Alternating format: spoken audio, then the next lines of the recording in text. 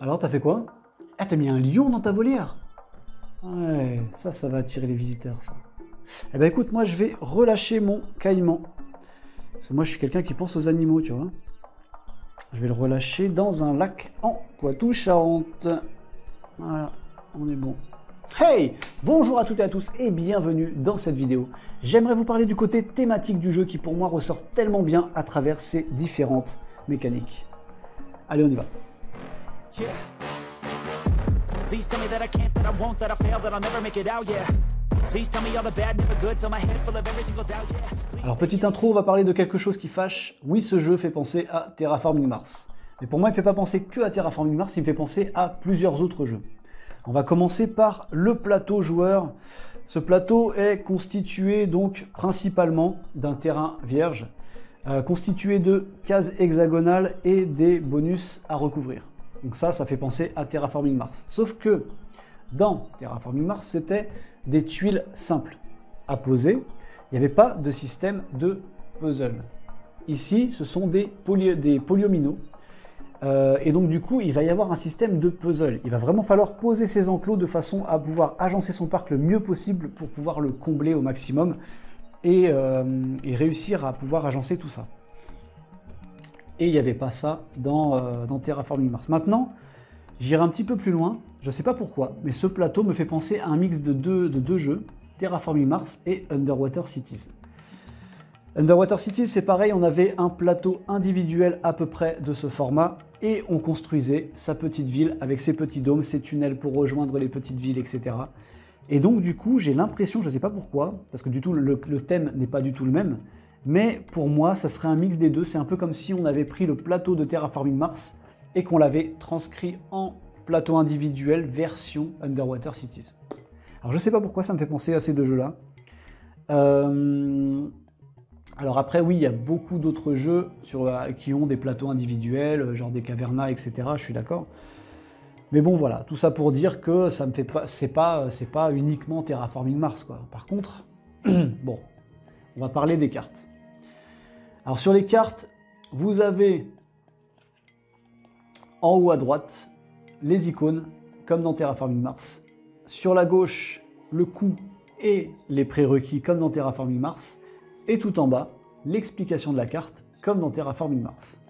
Alors là, ça se voit que ça a été beaucoup inspiré, évidemment, mais bon, pourquoi ne pas s'inspirer des choses qui marchent, quoi. Et ça marche très très bien dans Ark Nova. Voilà, alors, mis à part ça, je trouve que c'est tout. Voilà, il n'y a que ça qui ressemble vraiment à Terraforming Mars. Le reste, je vais vous parler, pour moi, à quoi me fait penser la rivière de cartes. Là, ici, vous avez la rivière de cartes sur laquelle les deux dernières cartes arrivées à la pause vont switcher, elles vont dégager, hop, à la défausse, et on va décaler toutes les autres, et on va en rajouter deux. Donc ça fait un effet de tapis roulant, vous voyez. Et cet effet de tapis roulant, ça me fait penser à Imaginarium. Alors je sais pas s'il y a d'autres jeux, j'ai pas en tête d'autres jeux qui utilisent un petit peu cette mécanique, il y en a, je pense, oui, mais moi, ça me fait beaucoup penser à Imaginarium. Alors, je ne sais pas si se sont inspirés de ce jeu pour faire cette rivière de cartes, mais voilà. Ensuite, qu'est-ce qu'on a? On a le plateau association. Alors, le plateau association, c'est ni plus ni moins que de la pose d'ouvrier. Ça ne fait pas spécialement penser à un jeu, quoique on pourrait dire, si vraiment on chipote, ça peut avoir un petit côté turmoil. L'extension de Terraforming Mars. Mais là, on va pas s'étaler là-dessus. Ça reste un endroit de pose d'ouvriers sur lequel on prend ces petits bénévoles et on va les faire partir en mission. Voilà. Et enfin, pour terminer, on a la piste, enfin les deux pistes qui se croisent. Alors les deux pistes qui se croisent, à ma connaissance et à la connaissance de beaucoup, hein, ça s'est beaucoup dit un peu partout. Ça a été vu dans un jeu qui s'appelle Raja of the Gange. Et c'est un jeu qui, pareil, on croisait les pistes pour pouvoir provoquer la fin de partie. Alors, je ne sais plus exactement comment ça fonctionnait au niveau des points, etc. Mais je pense que ça vient de là. Je pense que ça vient de là. Et on va voir plus tard, quand on va parler de la thématique, juste après, de mon point de vue, il ne pouvait pas faire autrement pour ce jeu. au niveau du scoring. Voilà, donc on va résumer un petit peu mon petit blabla, hein. Je suis parti un petit peu en vrille dans tous les sens, mais pour moi du coup ça serait un mix entre Terraforming Mars, Underwater Cities, Imaginarium et Raja of the Gange. Et maintenant, et de la pose d'ouvrier, et si vous voulez aller un petit peu plus loin, on peut dire, je sais pas moi, dites-moi ce que vous pensez, à quoi vous fait penser ce petit plateau extérieur, au niveau des associations, voilà. Voilà, donc ça c'était un petit peu pour mettre au point les idées reçues sur le fait que ce jeu fait penser à Terraforming Mars. Alors oui, je reviens sur les cartes, le seul truc aussi évidemment, c'est qu'il y a plus de 200 cartes identiques, comme dans Terraforming Mars, et qu'elles sont bien sûr donc agencées un petit peu pareil. Et je vais juste continuer un tout petit peu là-dessus. C'est vrai qu'on pourrait se dire que les cartes animaux, ce sont les cartes vertes de Terraforming Mars. Les cartes bleues, ce sont les cartes bleues de Terraforming Mars. Et ensuite, il y a les cartes vertes qui ne sont pas les cartes rouges de Terraforming Mars. Parce que dans TM, les cartes rouges, ce sont des cartes à usage unique qu'on utilise et boum, on les met face cachée, etc. Ici, ce sont des cartes vraiment de conservation pour aider les animaux, etc. Donc c'est différent, ce ne sera pas les cartes rouges. Donc par contre, oui, les cartes animaux, ça ressemble très fortement aux cartes vertes, donc c'est des effets immédiats, c'est des cartes qu'on pose, etc. Les cartes bleues, c'est des effets permanents, donc ce sont forcément un peu comme les cartes bleues de Terraforming Mars, mais je pense qu'ils ont dû le faire aussi pour pas que les gens se sentent perdus si jamais ils ont déjà joué à TM. Voilà, donc c'est tout ce que je pouvais vous dire sur ce à quoi me fait penser ce jeu, les autres jeux à quoi me font penser ce jeu, pardon.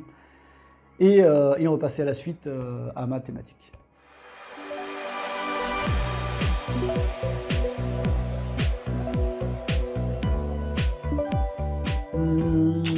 J'hésite.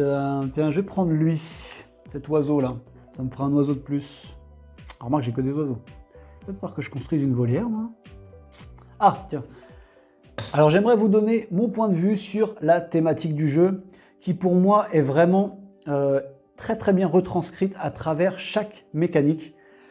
On va commencer par parler du plateau joueur. On va commencer toujours par le plateau joueur, c'est pas mal. Le plateau joueur déjà est vraiment pas mal parce que c'est vraiment bien fait. On va poser nos tuiles donc d'enclos, on va les poser face vide. Et là on va poser un animal. Et une fois qu'on aura posé notre animal va aller dans cet enclos là, donc on va retourner cet enclos, on se dit que l'animal est là-dedans. Et déjà, ça donne ça crée une petite sensation de vraiment créer son parc.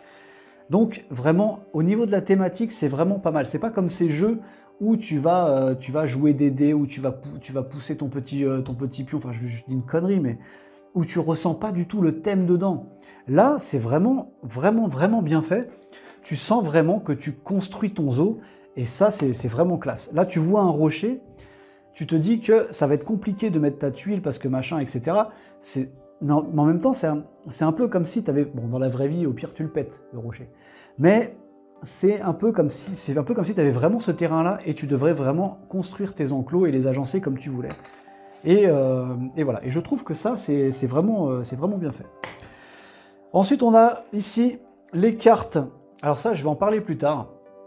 Mais pour moi, c'est un peu comme une sorte de tableau de bord du gérant de parc. Mais je trouve que c'est même encore plus profond que ça. Et ça, on va en parler après. On va parler du plateau association et des bénévoles. Alors, ce qui est bien fait, alors oui, c'est un système de pose d'ouvriers. Mais ce qui est bien fait, bon, je les ai pas mis, hein, j'ai pas mis les partenariats, etc. Mais ce qui est bien fait, c'est que on envoie en fin de compte des bénévoles en mission. Donc, on se dit, je vais là, je prends cette tuile-là, je la mets là, d'accord. Mais thématiquement, qu'est-ce que ça veut dire en fait? C'est ça que j'aime bien. Moi, j'aime bien en fait dans un jeu comme ça. Qu'est-ce que ça veut dire chaque action qu'on fait? C'est ça qui est le plus intéressant. Alors la première action, la force 2, on gagne 2 points de réputation. C'est un peu comme si on avait envoyé notre bénévole au nom de notre parc nous faire un peu de pub, je sais pas, quelque chose comme ça, et ça nous apporte 2 points de réputation. Voilà, ça nous apporte de la réputation. On envoie un bénévole, il parle de nous, ou je sais pas, ou alors il fait quelque chose de bien au nom de notre parc, et voilà. Ensuite, la force 3 ici, on va chercher un partenariat avec un zoo. Donc ça, vous avez compris, ça veut dire ce que ça veut dire. Il va aller dans un zoo, dans un autre pays, et on va essayer de devenir partenaire avec ce zoo, donc de façon à avoir les animaux de ce zoo moins chers. Donc en gros, on va se faire des échanges d'animaux finalement. C'est eux qui vont nous vendre leurs animaux, parce que c'est comme ça que ça se passe en fait dans la vraie vie. Ce sont les zoos entre eux qui s'envoient, qui s'échangent les animaux. Voilà. Je crois pas que ça soit autorisé d'aller chercher des animaux dans la nature pour les mettre dans les zoos. Je crois que c'est interdit ça. Donc du coup, c'est l'intérêt d'aller chercher un partenariat. Ce n'est pas uniquement parce que c'est vrai qu'on se dit, j'ai un partenariat avec l'Afrique, je paye moins cher cette carte. Cool, d'accord. Mais thématiquement, qu'est-ce que ça veut dire? Et bien là, du coup, ça veut dire ça. Ça veut dire qu'en gros, il est parti dans un zoo en Afrique. Et en gros, il a valorisé notre parc à nous, ça leur a plu, et du coup, on est partenaires, et maintenant, ils peuvent nous envoyer des animaux. Alors, voilà, c'est un peu le... On va pas s'étaler là-dessus, mais j'aime bien, voilà, ça donne un petit côté thématique. Le Force 4, les universités, on pourrait dire que ce sont les bénévoles qui font des sortes de formations. Ils sont partis en université, alors je ne sais pas si c'est ça, moi je vous donne mon point de vue à moi, hein. Je vous donne mes points de vue à moi sur certaines thématiques. Si vous avez d'autres points de vue, n'hésitez pas.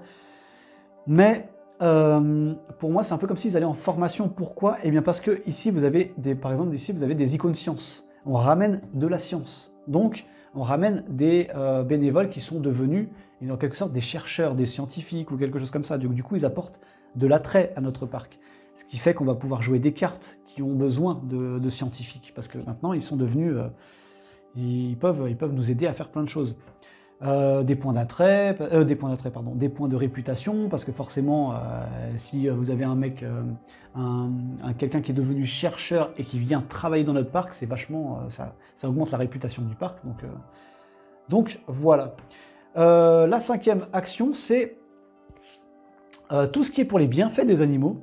Et donc ça va être les cartes vertes, donc ça va être les cartes de conservation, donc ça va être pour la conservation des animaux finalement. Donc ça c'est le plateau association, et la force 5 c'est la conservation des animaux. C'est là qu'on va peut-être jouer des cartes pour aller relâcher des animaux. Donc on va œuvrer pour le bien des animaux finalement. Et pour par exemple ici votre zoo doit contenir des icônes Amérique, et ben en gros on a posé beaucoup d'animaux, par exemple, d'Amérique, puisque forcément on a les icônes. Donc c'est comme si on avait mis beaucoup d'animaux dans notre zoo qui viennent, par exemple, de l'Amérique. Et ben ça veut dire, en gros, comme quoi on a peut-être fait un bon système de reproduction pour cette espèce, par exemple, pour les... Vous voyez, en gros, c'est ça. Il faut voir, en fait, moi j'aime bien, c'est que chaque carte, on peut y voir un côté thématique. Vous voyez, votre zoo doit contenir des icônes reptiles. Eh ben, on a beaucoup de reptiles dans notre zoo. C'est bénéfique, peut-être pour les reptiles aussi, parce que du coup, comment on appelle ça? Quand on s'occupe des animaux, j'ai pas le mot. J'ai pas le mot. Mais c'est une sorte, c'est la conservation. On conserve les animaux. Voilà, c'est des animaux qui sont nés dans le parc. Et voilà, on développe l'espèce. Voilà. Comment on appelle ça? Ah, j'ai plus le mot. On sauvegarde les espèces. Voilà, on peut dire ça. On sauvegarde les espèces. Donc en gros, c'est ça. La force 5, c'est vraiment sauvegarder les espèces, faire tout ce qui est au niveau conservation pour les animaux. Bon, on va s'arrêter là. J'ai déjà beaucoup parlé pour ça. Alors, ça, c'était le côté thématique pour moi au niveau des associations. Donc c'est vraiment des gens qui vont, au nom de notre parc, faire des choses. Au niveau de la rivière de cartes. Alors la rivière de cartes, ici, vous avez donc des possibilités d'avoir des animaux. Donc forcément, quand on est un zoo, on a des connexions avec plein de monde, plein de personnes, plein de zoos. Donc voilà, on est un peu au courant de tout. Qu'est-ce qu'on pourrait avoir comme animal? Voilà, tous les gens qui veulent venir travailler chez nous, des choses qu'on peut avoir, etc. Et tout ça va bien entendu être en fonction de notre réputation. Donc, ce qui va se passer, c'est que on va avoir une certaine réputation. Je vais te dire une connerie, mais le zoo de Dunkerque, il ne peut pas avoir les mêmes animaux que le zoo de Beauval. Donc voilà, on est d'accord. Donc on va grimper en réputation, la piste s'appelle comme ça, hein, c'est évident, la piste de réputation. Et plus on monte en réputation, et plus on peut avoir des cartes qui avaient à la base une plus forte valeur. Voilà. Je me suis trompé de côté. Voilà, c'est comme ça. Et donc, ça part dans l'autre sens. D'ailleurs, j'ai fait une bêtise, j'ai inversé quand j'ai expliqué à quoi me faisaient penser les jeux, mais c'est pas grave. Donc, c'est en fait, voilà, c'est qu'en gros, on va avoir tout un tas de personnel, tout un tas de propositions d'animaux qui vont être différentes en fonction de notre réputation. Voilà, on va pas s'étaler là-dessus, je pense que vous avez compris un petit peu le principe, mais c'est ça qui est vachement intéressant. Et du coup, ce qui se passe, c'est que les 2 dernières cartes, quand on arrive à la pause, d'ailleurs je vais vous expliquer un petit peu ma vision de la pause. Pourquoi est-ce que cette tasse avance? Les 2 dernières cartes disparaissent, parce que ce sont des cartes que finalement, on va dire que personne n'a voulu, donc c'est quelque chose, voilà, donc c'est passé un petit peu aux oubliettes. Ce qui était déjà présent dans les propositions au niveau des pays, au niveau mondial, etc., comme c'était déjà présent, c'est moins rare, donc forcément ça devient moins cher, etc. Par contre, la nouveauté, hop, tout ce qui arrive en nouveauté, forcément c'est plus cher et difficilement accessible. Vous voyez, il y a 2 nouvelles cartes, bah là on a l'hippopotame nain et le panda géant. Alors, déjà c'est pas mal. Donc on a 2 nouvelles cartes qui arrivent qui sont rares puisqu'elles viennent juste d'arriver. Donc c'est de la nouveauté, et dans la vie, la nouveauté, c'est toujours un petit peu plus difficilement accessible.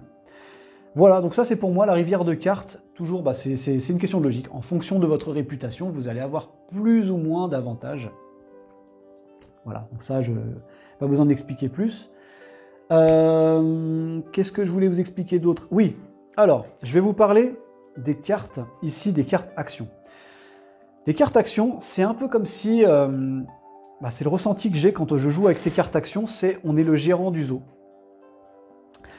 Et on va tirer les manettes. C'est nous qui allons tirer les manettes. C'est nous qui allons dire quand est-ce qu'on construit quelque chose. Hop, alors on envoie. C'est le rôle du patron. Ça fait vraiment le bureau du patron. C'est le bureau du patron, les 5 cartes.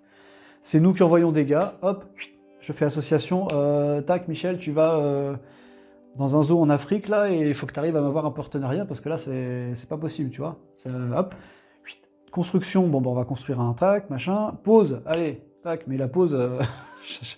non, c'est plutôt les cartes, c'est plutôt avoir des cartes. Donc du coup, hop, on tire l'action carte. Bon, bah voilà, il y a ça de disponible, qu'est-ce qu'on peut faire, etc. Mécènes, animaux. Voilà, on tire les manettes. C'est le bureau du patron. Voilà, tout simplement. Ça, je pense que vous l'aviez déjà visualisé un petit peu comme ça aussi. Maintenant, pour moi, l'avant-dernière chose à laquelle je voulais vous parler, et pour moi, la chose qui est pour moi la plus thématique du jeu, c'est tout con, c'est ces 2 petits pions. C'est ces 2 petits pions, et c'est ça que je vous expliquais juste avant, en intro. C'est que pour moi, il n'aurait pas pu faire autrement au niveau du scoring. Pourquoi ? Ça n'aurait pas été pareil, ça n'aurait pas été le même ressenti si jamais on avait scoré par rapport au nombre d'enclos. En fin de compte, quand on y réfléchit bien, moi, je me suis posé la question aussi, hein, vraiment, au début, je me suis dit, mais c'est dommage qu'il n'y ait pas plus de scoring, tout ça, etc. Mais on ne construit pas un parc d'attractions. Voilà, on ne construit pas un Disneyland, on n'est pas en train de se faire du fric. Il en faut, forcément. Mais le but principal du jeu, et le ressenti principal du jeu, c'est le bien-être des animaux. Dans un zoo, c'est vrai que c'est ce qu'on voit la plupart du temps dans les zoos honnêtes, parce que je pense qu'il doit y avoir des zoos malhonnêtes, mais dans les zoos principaux, c'est ce qu'on ressent, c'est que tout est fait spécialement pour les animaux, surtout dans la génération d'aujourd'hui. C'est vrai que la génération d'avant, c'était vraiment du touristique, il fallait venir voir les animaux, ils étaient peut-être des fois un peu maltraités, etc. Je m'égare un peu, mais on est sur une vidéo thématique, hein, je pense que vous l'avez compris. Et je vous ferai une autre vidéo qui parle d'autre chose, qui parle plus des règles, etc. Et donc, les animaux sont toujours bien traités. Donc c'est un peu le principe d'un gérant de zoo. On doit vraiment bien traiter les animaux. c'est la base. Et donc, si on avait scoré, qu'on avait eu, par exemple, allez, j'ai 54 points parce que j'ai trois trucs qui se touchent, ça j'en ai 4, machin, il me reste 54 d'argent, ok, cool, mais c'est pas thématique, c'est pas thématique. Sur Mars, on est d'accord, c'est pas pareil. Sur Mars, on est des entreprises qui se tirent la bourre. On est des Elon Musk qui doivent faire le plus de fric possible, ou tu vois, c'est pas pareil. Là, ici, on est dans un autre esprit. C'est ça qu'il faut se dire en jouant à Ark Nova. On est dans un autre esprit, c'est vraiment les bienfaits pour les animaux. Le bien-être des animaux. Et donc là, si on aurait scoré avec des points à plus en pouvoir, eh ben, ça aurait été, j'ai gagné à 54 points, parce que non, c'est pas thématique. Là, si vous regardez bien, en fait, la thématique, si vous êtes en négatif, si vous terminez en négatif, vous terminez à -4. Voilà, vous terminez à -4. À -4, vous n'êtes pas un bon zoo. Le bon zoo, le bon parc zoologique, dans la vraie vie, on va dire, c'est un parc qui a 0. C'est un parc qui est nickel. 0, c'est vraiment, c'est la barre de base. C'est le 0, c'est le nickel. C'est un zoo de base, c'est un zoo qui fonctionne bien. Voilà, c'est le zoo que vous avez dans le coin à côté de chez vous. C'est un zoo qui n'est pas forcément déficit, c'est pas forcément il n'engrange pas plein d'argent. C'est un zoo qui fonctionne bien et qui a des employés qui s'occupent bien des animaux et c'est plaisant d'y aller avec ses enfants, etc. Si vous êtes à -4, c'est un zoo qui n'a pas marché. Voilà, concrètement, c'est un peu comme ça qu'il faut le voir. Il faut le voir avec une échelle. Avec l'échelle, 0, c'est bien. En dessous de 0, c'est pas bien. Au-dessus de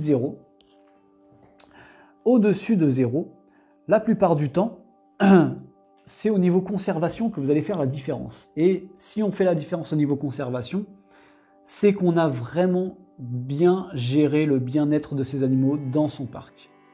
C'est qu'on est un zoo qui se soucie vraiment beaucoup de la santé de ces animaux, du bien-être dans leur enclos, enfin voilà. Donc en gros, c'est ça. Si on se retrouve à 17 ou 24, c'est vraiment qu'on est le zoo de Beauval, quoi. Voilà, on est le zoo de, je sais pas si on a, j'ai pas de nom en tête dans les autres pays, il doit y avoir des zoos de malades. Mais voilà, c'est comme ça qu'il faut voir les choses. Si on est à 0, c'est pour ça que